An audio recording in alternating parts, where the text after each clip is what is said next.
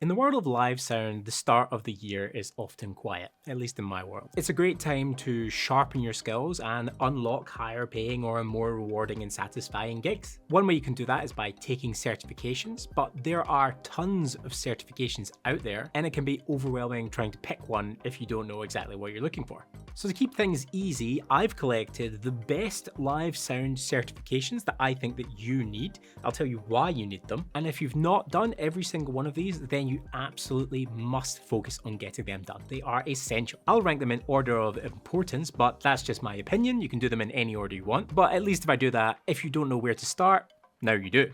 To make things even better, these are all free. You just need to create a free account and then put in the time and effort to gain the certification. So without further ado, here's the top 3 certifications that you need as a live sound engineer. Number 1 is the Shure Wireless Fundamentals class. It's actually called the Shure Masterclass Wireless Best Practices and Techniques. That's a bit of a mouthful, so I often just say something like Shure Masterclass. And I'll leave a link to all of these in the description down below. But if you haven't done some sort of certification in wireless microphones, wireless audio transmission yet, then you absolutely need to. And Shure is one of the world's biggest manufacturers of wireless audio, so what better place to learn than from the masters themselves? And there's a whole bunch of reasons why you need to take this certification and why you should start with it if you haven't got any certifications yet. For one, wireless microphones and in-ears and that kind of thing are probably the most rented item in most companies' inventory. So if you're considering working for an audio rental company or you want to do more work for an audio rental company, one of the things that you're almost always going to be in contact with in your day-to-day are wireless microphones. So you need to know how to set them up and troubleshoot them properly. Basically, every entry level and above gig at an audio rental company is going to feature wireless microphones, and you're probably going to need to network them together and scan for frequencies and make sure that all those frequencies are clean. On top of that, you'll find wireless equipment on just about every major show. Sure, if you're working just in like a basement doing 100 cap venues with local bands, you might not run into this stuff. But as soon as you start moving up the ladder of gigs, working with even sort of medium-sized gigs, almost every artist has wireless microphones in use, and a good deal of them also use wireless in-ear monitors. And once you get up to the kind of higher level of stuff, it's everywhere. If you're working at a local venue as the house technician and bands are coming into your venue, they expect to be able to talk to you about wireless frequencies and have you understand. It's not an unusual question to get. What's the situation here with wireless frequencies? How does the spectrum look? You need to be able to understand that. Another reason why you need to do it is that it is an unseen environment. It's not very throw and go. There is a lot happening behind the scenes of wireless microphones that you can't see and you can't troubleshoot with traditional audio skills, right? Let's say that you just pick up a microphone, you sync it to an available channel, check 1 2 1 2, and that channel works at the moment, right? You still don't actually know what the wireless frequency spectrum looks like in your area. You don't know what to do if that channel dies. If that channel dies, you might think, okay, I'll switch to a new channel, but how do you know which channel is available? It makes much more sense to just understand fundamentally how things work and be able to troubleshoot them. So I won't tell you any more about that because Shure will tell you all about it. But that's your number 1 priority. Get that done if you have not already. If you're enjoying this video so far, please hit the subscribe button for more videos about live sound engineering. The number 2 certification that I recommend that you get is again by Shure, and this one is called Networking for AV Professionals. Right? Everything is on a data network nowadays, a computer network. Absolutely everything, right? You've got the wireless microphones that I was just talking about. You connect them all together and you interface with them with a computer connected via a network. You can transmit audio over that computer network. Standards like Dante allow you to transmit audio over IP.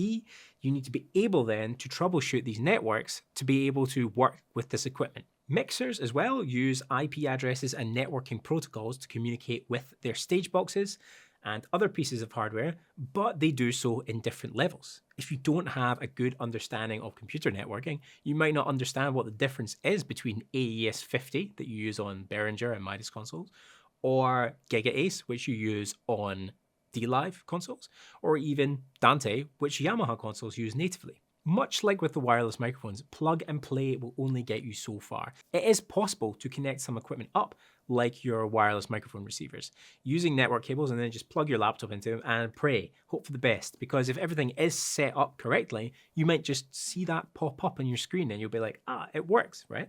But it's when it doesn't work that the problem is. You need to be able to logically troubleshoot that problem. You need to have a beginning and an end to your process to find out where the fault lies along the way. You might be saying, hey, but why don't I just do this on YouTube? Why use the Shure stuff? And the reason that I recommend doing the Shure training for it is like, one, it's a certification, and two, this is audio focused.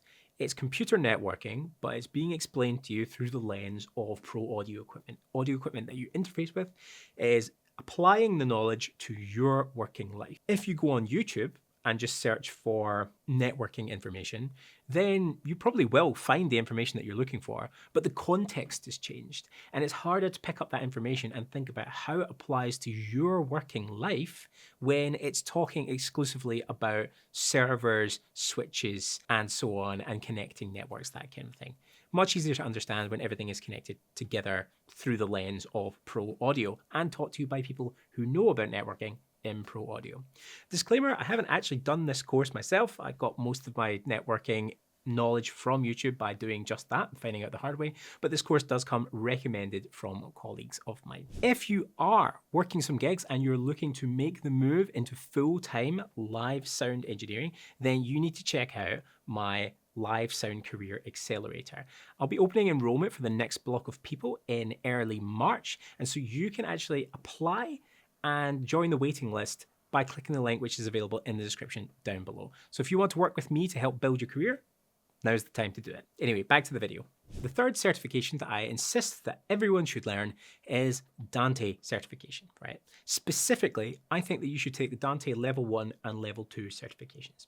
I think Level 3 is more applicable to integrators and people who are generally installing large Dante stuff, so maybe that's appropriate for you, but I think the everyday freelance sound engineer should have taken Dante Level 1 and Level 2. Dante is in use just about everywhere.